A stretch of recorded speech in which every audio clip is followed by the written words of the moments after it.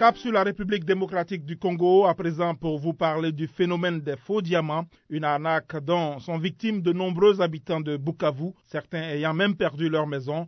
Voici le reportage de Jolie Kamutu, notre correspondante au Sud Kivu. Près de 15 personnes ont été victimes de cette mauvaise pratique depuis le début de cette année. Selon le coordonnateur du mouvement Bukavu Force Vive pour la paix, Christian Wandouma, ces escrocs trompent les victimes avec des sachets du sel qu'ils font passer pour des minerais recherchés par des hommes d'affaires étrangers. Mais comment parviennent-ils à convaincre leurs victimes et à les tromper? Écoutons ces témoignages. Vous verrez quelqu'un qui vous appelle comme vous et il vous détaille les 3 noms et l'école et pourquoi pas la résidence. Et il vous dit qu'il est à Lubumbashi ou qu'il est à Kalemi. Un marché d'une matière qui est recherchée par de blancs et ces blancs sont en Tchagougou au Rwanda. Et voilà, quand lui termine de t'appeler, il y a l'autre qui t'appelle, qui te dit non, lui il y a cette matière-là, qui coûte $400 ici, c'est un petit sachet de sopodium, et qu'au Rwanda, ici à Tchangougou, ce sachet coûte $700. Et quand l'autre va terminer à t'appeler, le détenteur de la matière, voilà maintenant le coût de cet acheteur qui parle ne fût-ce qu'un Français comme un habitant de la France. Et voilà, vous serez vraiment intéressé, après que vous aurez acheté cette matière-là, que vous cherchez maintenant à retrouver l'acheteur. C'est à la fin de compte, pendant la soirée, que vous allez comprendre que vous êtes déjà escroqué. Bukavu Force Vive est un groupe de jeunes qui habitent le quartier Sens-Major Vangou, l'un des quartiers les plus populaires de la ville de Bukavu et qui collabore avec la police dans la traque contre les bandits. Du côté de la police, nous avons voulu savoir quelles sont les mesures prises et comment elle compte sécuriser la population face à ce phénomène qui bat son plein. Le commissaire provincial adjoint de la police au Sud Kivu, le colonel Justin Boloua, a réagi en ces termes.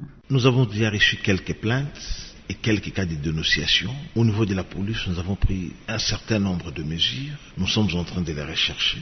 Pour faciliter la tâche à la police, je demanderai à toutes les victimes, à toutes les personnes de bonne foi qui auront une information en rapport avec ces groupes de malfrats, de le mettre à la disposition de la police. Et je crois que s'ils continuent toujours à mener des opérations de ce genre, nous finirons par les arrêter. Bukavu, Jolie Kamuntu, la voix de l'Amérique. Vous écoutez Zapping Info Congolaise. Des enquêteurs judiciaires venus de Bunia ont recensé 229 victimes de viols, de tortures, de meurtres et de pillages à Mambasa, territoire situé à plus de 160 km au sud-ouest de Bunia, dans la province orientale. Les enquêtes visaient à connaître les atrocités commises par le chef milicien Paul Sadala, alias Morgan, et ses hommes qui ont attaqué depuis le 12 mars 2012 la population civile lors de différentes incursions à Mambasa Centre et dans plusieurs localités de ce territoire.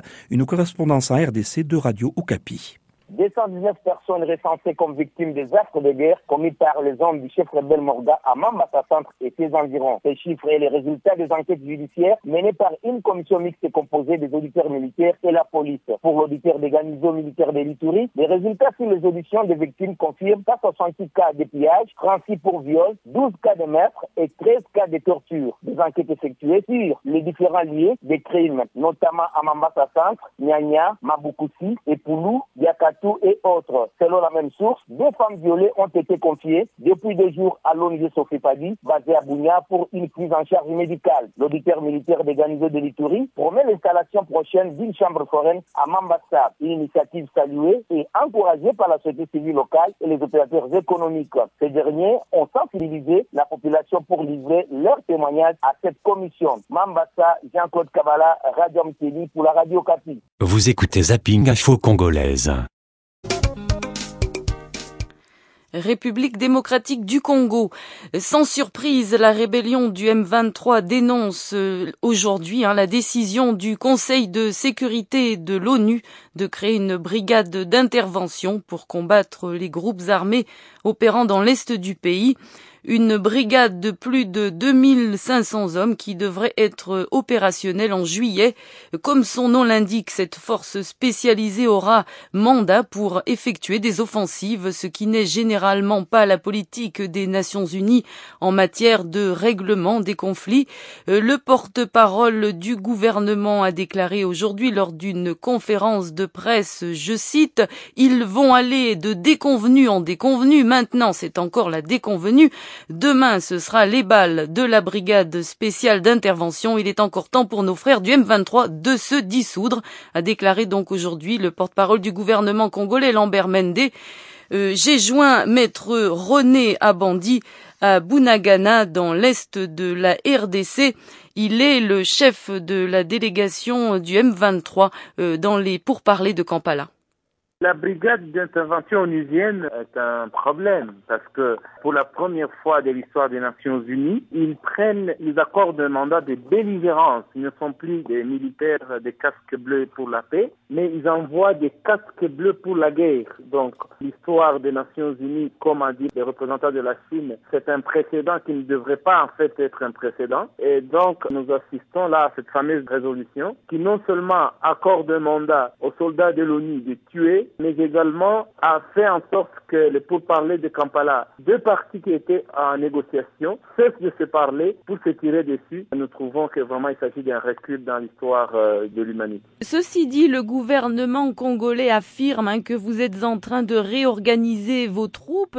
Qu'en est-il exactement sur le terrain? Est-ce que c'est bien le cas? Il s'agit des mensonges grossiers. Si organisation il y a, c'était seulement dans le sens de faire un accord écrit pour que de deux textes naissent un troisième qui fera objet de l'accord à signer. Cependant, M. Bissimois l'a dit à plusieurs reprises, il n'y a pas si longtemps que ça, que certains hommes qui étaient donc avec M. Rouniga commençaient à revenir avec vous. À ce propos, qu'en est-il des quelques 600 hommes qui auraient traversé la frontière à Kinshasa? Encore une fois, le gouvernement dit que certains reprendraient du service auprès de vos troupes. C'est pas le cas, et même si c'était le cas, ça voudrait dire que nous allions continuer les négociations et obtenir un accord. Mais ce n'est pas le cas parce qu'ils sont quelque part, ils sont enregistrés, ils sont connus. Là, ceux qui sont retournés, c'est ceux qui n'ont pas franchi les frontières rwandaises. Mais enfin, ce qui nous choque un peu de la résolution, c'est que le secrétaire général des Nations Unies lui-même dit qu'il n'y a pas de solution militaire au conflit à l'Est, qu'ensuite ils envoient déjà pour effectivement empêcher les gens de parler et faire la guerre. Alors vous savez que Bosco Ntaganda est aujourd'hui à La Haye. Est-ce que vous ne craignez pas finalement de vous retrouver avec certains de vos membres également épinglés par la Cour pénale internationale? Mais regardez, ceux qui ont le pouvoir de nous imposer la guerre, ils vont encore nous imposer la justice. Dans ces mêmes conditions, regardez, on veut étendre le pouvoir des FARDC, ça veut dire l'armée gouvernementale où nous sommes.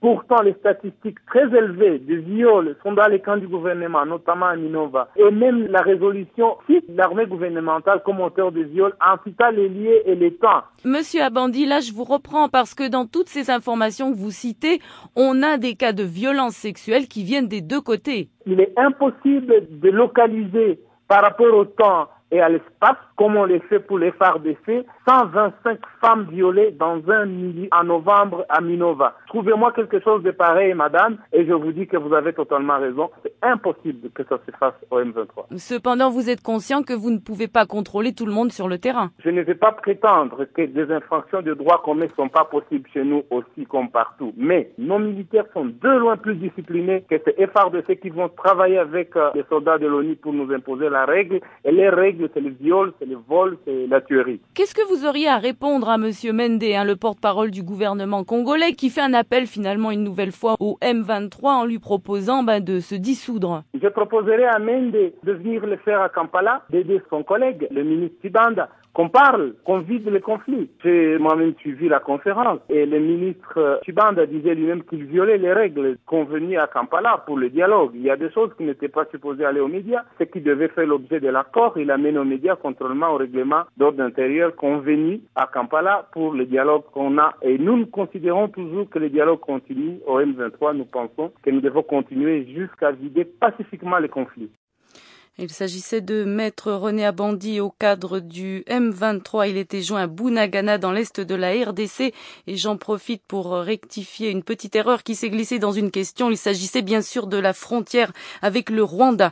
Nous restons... Vous écoutez Zapping Info Congolaise.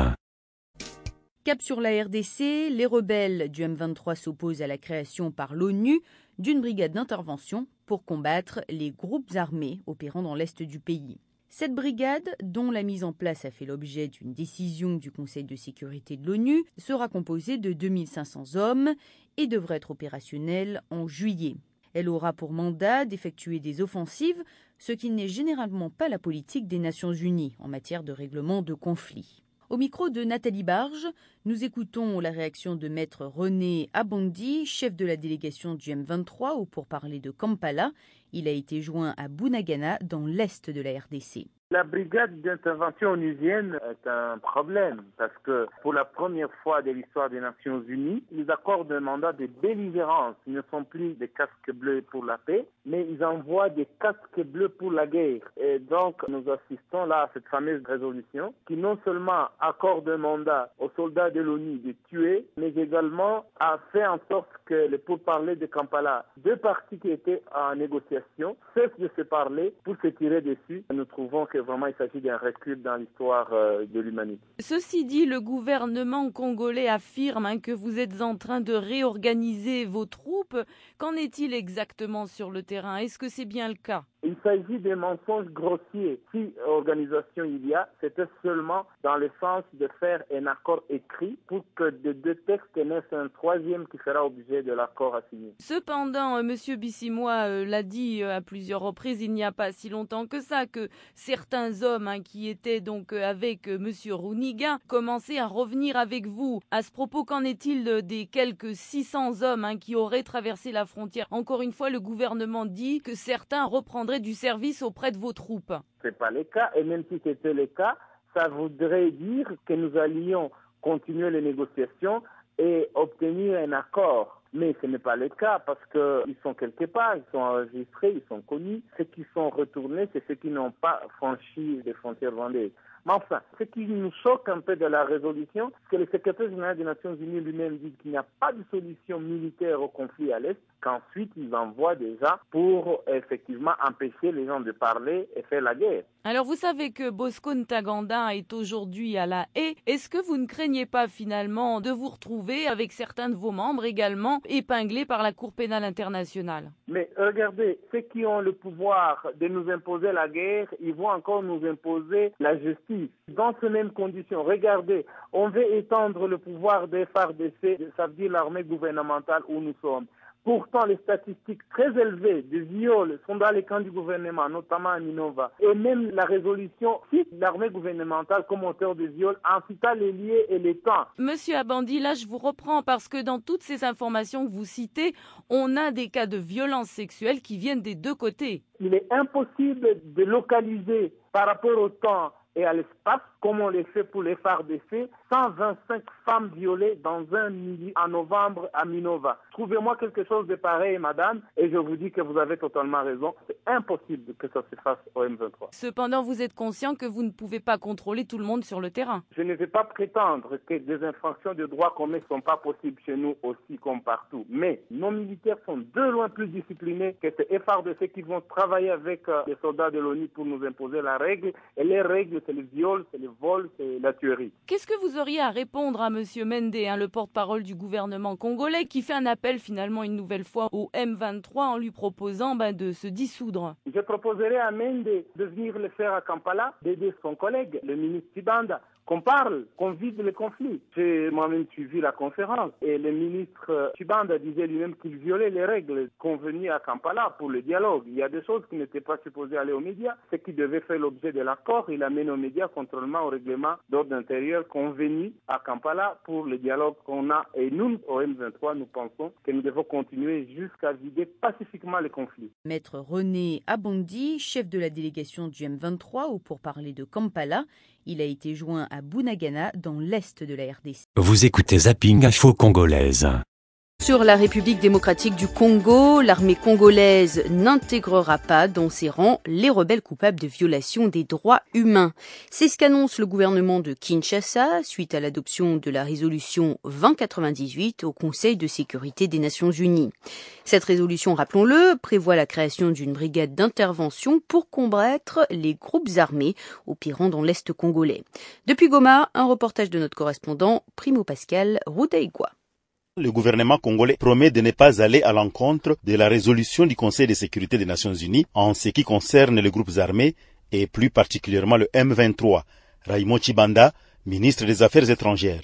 La résolution condamne le M23 et toutes les autres forces négatives, nationales et étrangères, c'est-à-dire l'FDLR, l'ADF NALU, le groupe Maï Maï, pour toutes les violations des droits humains dont ils se rendent coupables quotidiennement.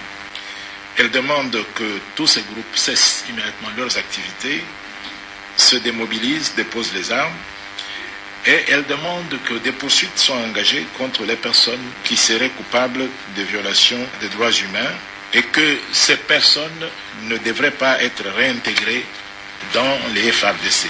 Le ministre Raymond Tchibanda a reconnu que plusieurs erreurs ont été commises dans le passé pour intégrer certains chefs rebelles dans l'armée régulière. Mais vous avez aussi suivi qu'à Kampala, la position du gouvernement est beaucoup plus intransigeante.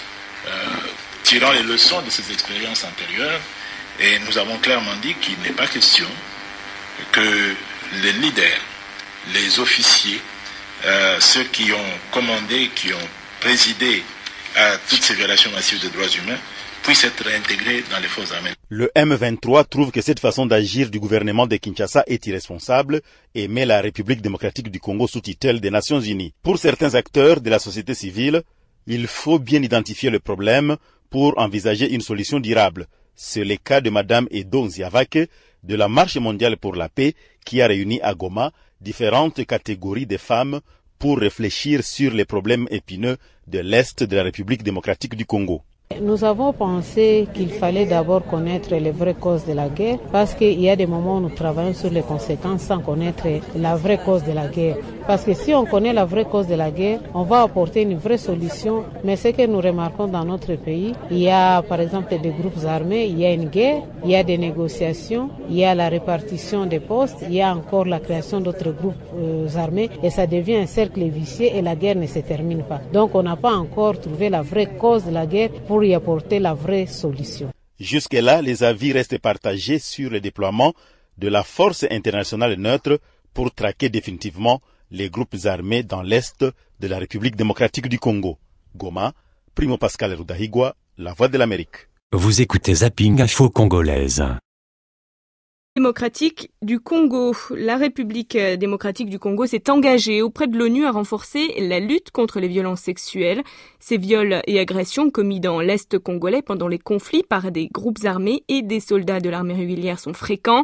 L'ONU avait lancé un ultimatum à Kinshasa lui demandant d'agir à l'encontre des soldats coupables de viols.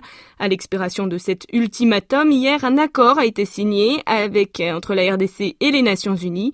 Parmi les mesures prévues figure la lutte contre l'impunité, le refus d'intégrer des criminels dans l'armée et l'aide aux victimes. Mais cet accord va-t-il contribuer effectivement à réduire les violences sexuelles en RDC? Écoutez la réponse de Maître Jean-Claude Katande, président national de l'Association africaine de défense des droits de l'homme basée en RDC. Je ne pense pas que cet accord va changer quelque chose. Du côté de la République démocratique du Congo, la volonté de mettre en œuvre les lois nationales qui répriment notamment les violences sexuelles, cette volonté n'existe pas. Et si aujourd'hui les Nations Unies interviennent, c'est parce qu'on constate qu'il n'y a pas cette volonté effective de lutter contre les violences sexuelles. Et donc c'est pour ça que l'accord intervient. Le gouvernement congolais et l'ONU estime tout de même qu'il est nécessaire de neutraliser les groupes armés et d'initier un processus efficace de réforme de la sécurité. Oui, je pense que c'est un aspect, mais les violences sexuelles ne se visent pas seulement dans la partie Est où il y a la guerre. Même dans les zones qui ne sont pas en conflit, les violences sexuelles sont en augmentation. On n'en parle pas. Nous sommes d'accord que la brigade d'intervention qui va intervenir à l'Est pourra contribuer à ce que la violence se réduise.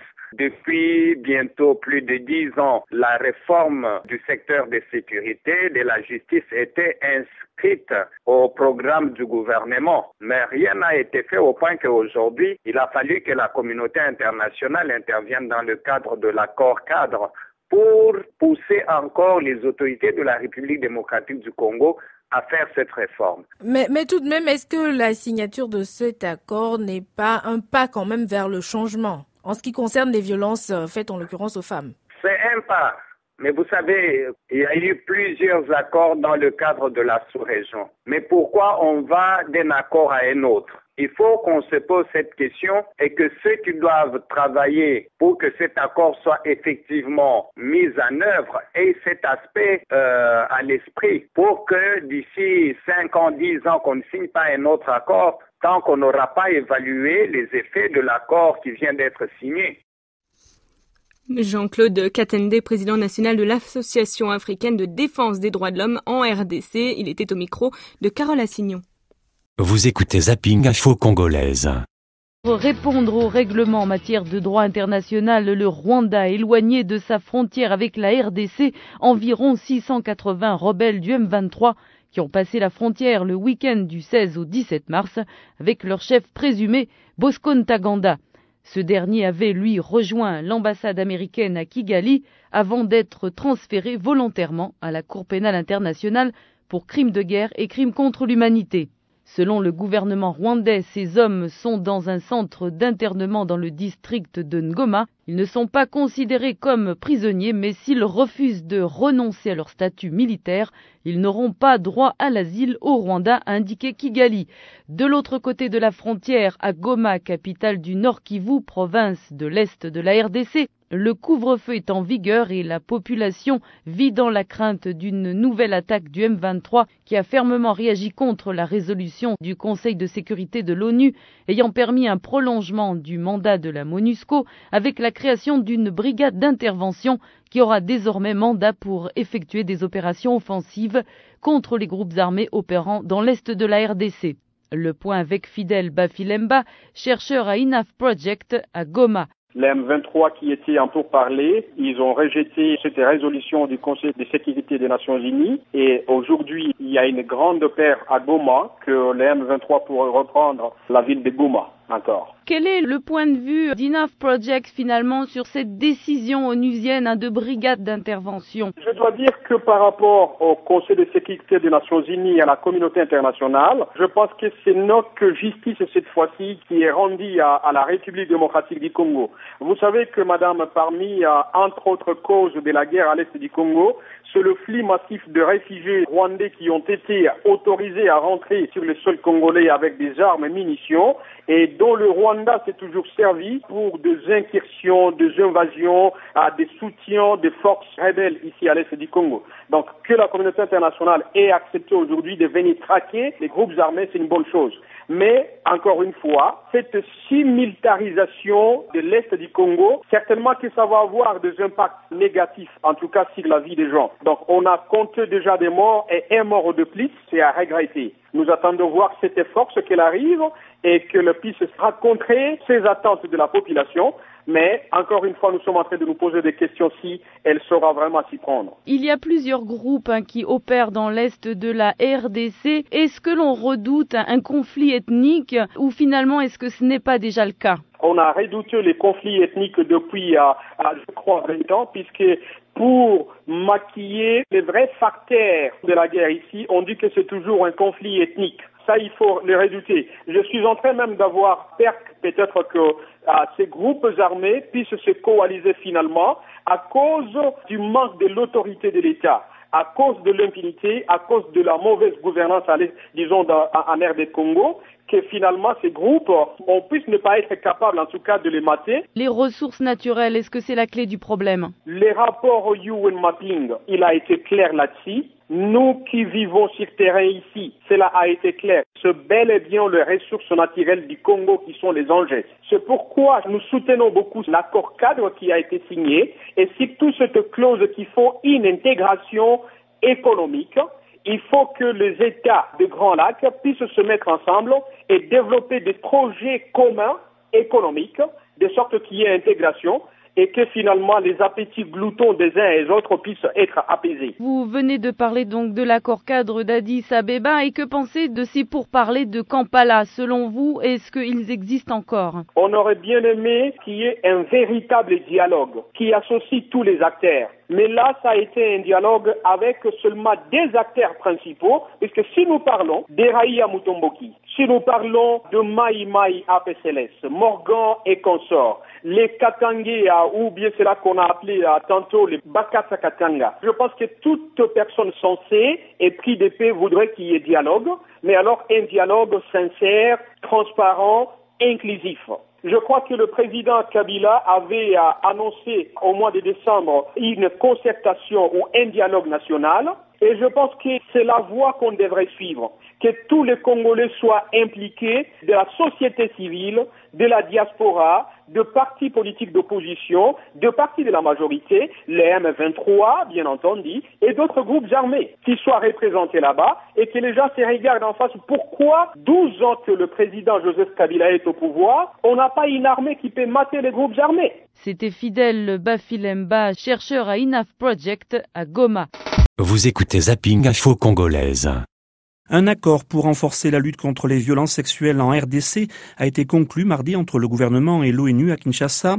En signant cet accord, le Premier ministre congolais Matata Ponyo et la représentante spéciale du secrétaire général des Nations Unies chargée des violences sexuelles dans les conflits, Zena Bawa Bangoura, ont souligné la nécessité de neutraliser les groupes armés et d'initier un processus efficace de réforme du secteur de la sécurité. Mais l'ONG La Voix des Sans-Voix pour les droits de l'homme demande au gouvernement d'aller au-delà de cet accord en sanctionnant les auteurs des violences sexuelles.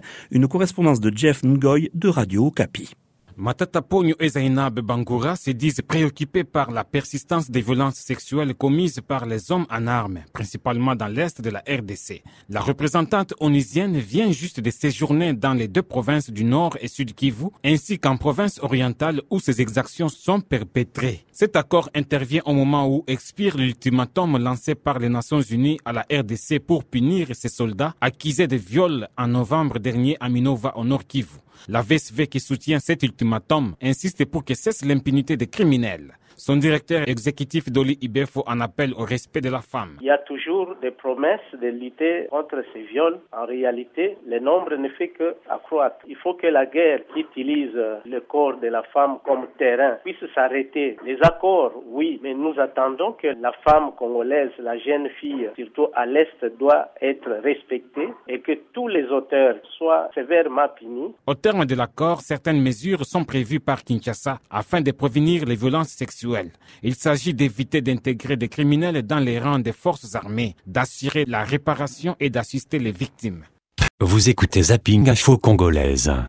La représentante spéciale de Ban Ki-moon chargée de la question des violences sexuelles commises en période de conflit, Madame Zainab Hawa Bangoura, vient de signer avec le gouvernement congolais un accord visant à prévenir et à résoudre le problème des violences sexuelles qui se posent dans le pays.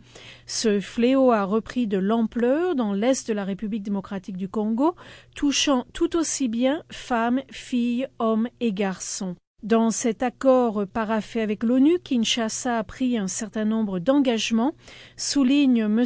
Innocent Zainda, haut responsable aux droits de l'homme à l'ONU, qui fait partie de l'équipe de Mme Zainab Hawa Bangoura. Le premier engagement, c'est au sujet de la question de la réforme du secteur de sécurité, qui est vraiment un lien direct avec les questions de violence sexuelle, le fait qu'il y a ces unités qui étaient intégrées dans les FARDC, l'armée nationale, mais qui sont suspectées de commettre des violences sexuelles. Alors, il a été question donc de voir dans quelle mesure il y aurait une réforme du secteur de sécurité qui tient en compte la mise en place de mécanismes de prévention des violences sexuelles pour les femmes et les hommes. C'était le premier engagement qui a été pris. Ça veut dire qu'il y aura vraiment des réformes qui seront faites pour que lorsqu'il y a intégration de nouvelles unités dans les FARDC, qu'on puisse contrôler, voir celle-là qui est impliquée dans les violations de droits de l'homme, que celle-là ne soit pas intégrée dans les FARDC. Est-ce qu'il y a eu aussi des décisions prises au niveau du contrôle de l'exploitation des ressources naturelles? Parce que bien sûr, les violences sont alimentées par toutes sortes de trafics.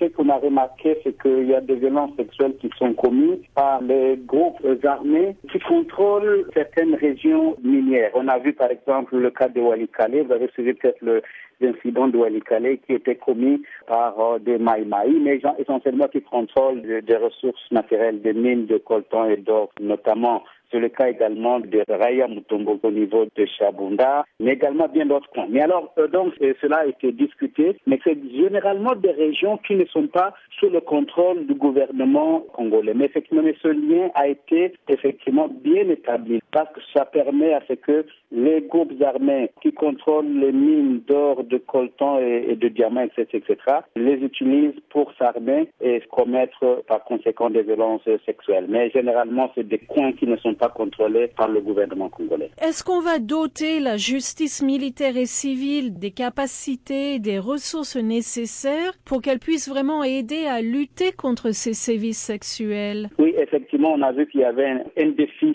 vraiment très très important pour la justice militaire et civile en termes de capacité technique. Le fait qu'il y a beaucoup de coins où il y a très peu de juges, l'Ituri par exemple, où il y a un très petit nombre de juges, moins de 10, alors que dans certaines régions de Kinshasa, il y a plus de 60 juges. Les juges ne veulent pas aller à l'intérieur. Ça pose un défi très, très majeur.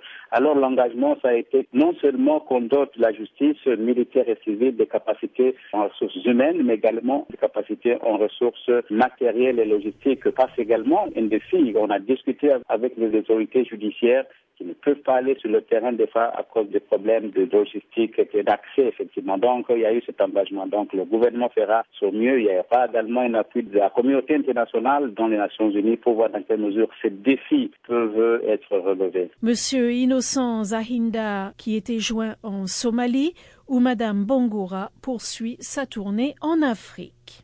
Vous écoutez Zapping Info Congolaise.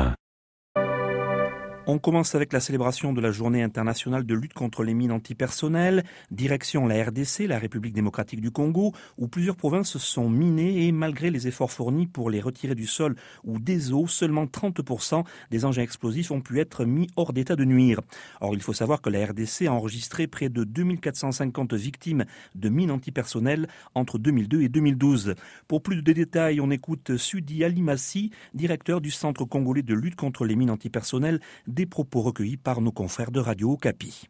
En ce qui concerne les mines antipersonnelles, les provinces les plus touchées sont l'Équateur, la province orientale, le Katanga, et une partie du Maniema, une partie du Nord Kivu, une partie du Sud Kivu, les deux Kasaï. Kinshasa a connu ce problème, mais maintenant il reste plus la question des restes explosifs de guerre. Nous avons lancé le 25 de ce mois l'enquête nationale sur la contamination par mines antipersonnelles. Nous allons déployer à partir du 1er mai les opérateurs nationaux et internationaux sur l'ensemble du territoire national qui vont aller mener ces enquêtes pour récolter les informations qui vont nous permettre de situer de manière beaucoup plus claire où se trouvent les mines antipersonnelles, quel est le temps nécessaire qu'il nous faut pour que nous puissions enlever toutes ces mines et quel est le coût exact. On reste en RDC, la brigade d'intervention de la MONUSCO travaillera de concert avec les forces armées nationales dans l'est du pays. Les unités de l'armée congolaise sont déjà positionnées sur place, a annoncé mercredi à Kinshasa le porte-parole militaire de la mission des Nations Unies en RDC, le lieutenant-colonel Félix Basse, au cours de la conférence hebdomadaire des Nations Unies. On l'écoute. De nombreux défis sont à venir concernant cette brigade, notamment son intégration, des planifications sont faites. Il y a déjà un état-major avancé qui est déployé au niveau de Goma pour essayer d'accueillir et d'insérer cette brigade au sein de la force globale de la MONUSCO. Cette brigade travaillera de concert avec les FARDC ou mènera des opérations unilatérales. Le but étant d'éradiquer, de désarmer les groupes armés et d'apporter un peu plus de sécurité et de paix dans la province du Nord Kivu. On a beaucoup plus tendance à penser qu'il n'y a que la MONUSCO qui viendra avec sa brigade d'intervention. Comme vous le savez, les forces armées de la République démocratique du Congo possèdent déjà des unités de forces spéciales pour concourir avec la brigade d'intervention à ramener la paix et la sécurité à l'Est. Vous écoutez Zapping Info Congolaise.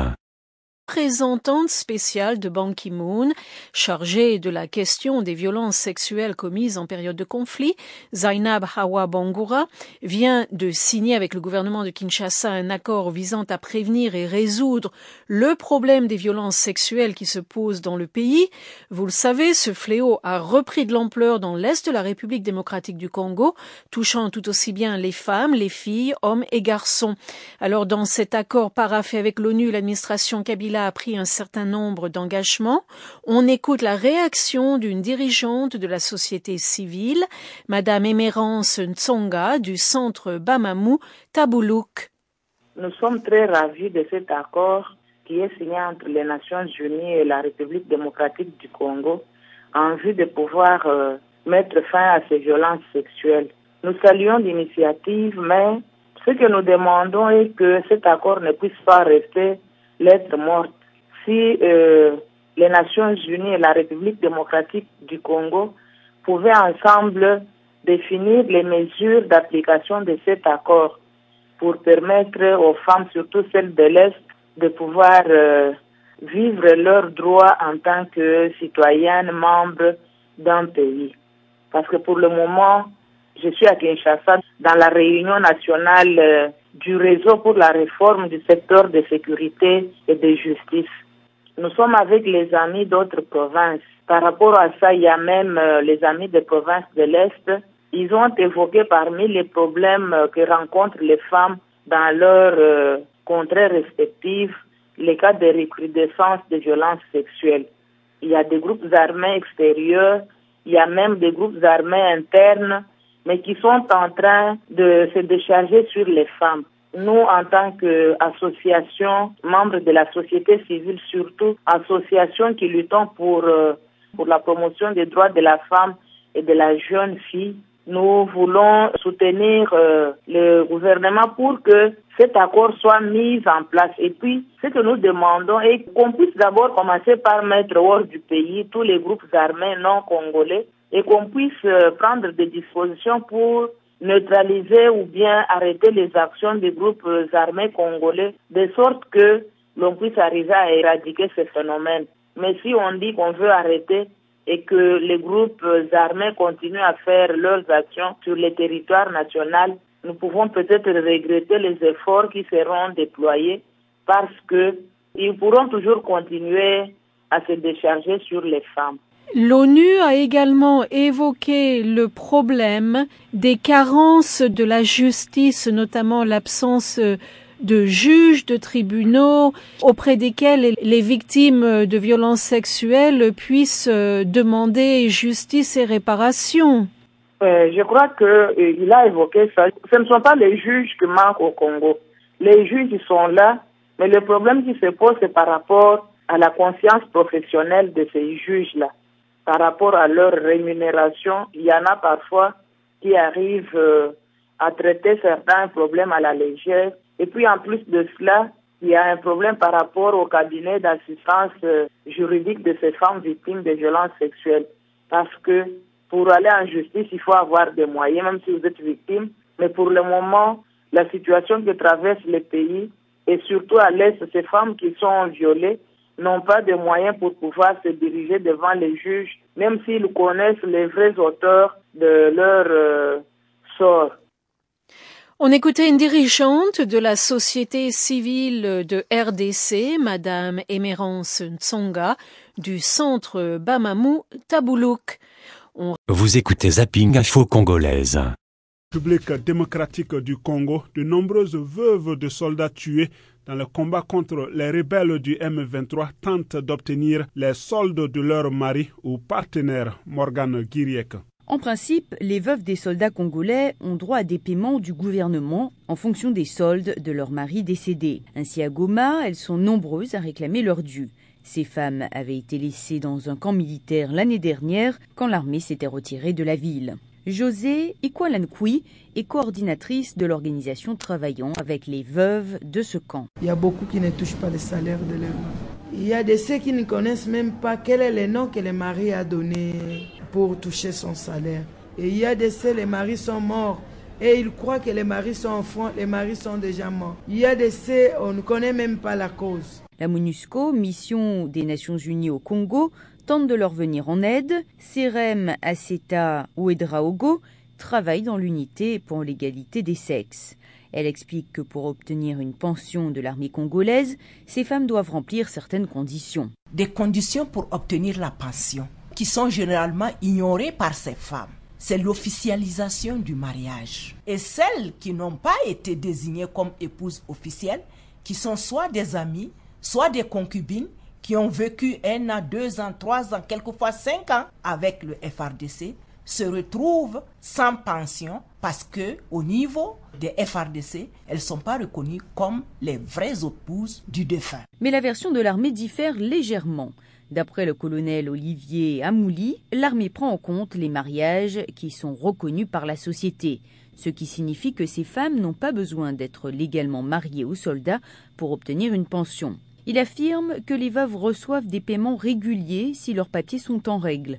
En revanche, souligne-t-il, certaines candidates ne sont pas des épouses réelles. Par ailleurs, les demandes peuvent prendre 2 mois pour être traitées, dans le cas où les dossiers des soldats n'ont pas été informatisés. De façon générale, Aseta Ouedraogo, qui œuvre pour l'égalité des sexes à la MONUSCO, recommande le mariage civil pour toutes les femmes, avec des soldats comme avec des civils. De cette façon, elles ont une meilleure chance de défendre leurs droits en vertu des lois congolaises, en particulier si elles deviennent veuves. La loi va reconnaître que ces femmes ont droit à l'héritage, mais coutumièrement et selon la position de la femme de manière globale, non. Parce que si je prends le cas de la terre, par exemple, après le décès du mari, c'est sûr que dans la tradition, la femme n'a pas droit à la terre. La plupart des femmes congolaises méconnaissent la loi ou sont dans l'incapacité de faire valoir leurs droits devant les tribunaux.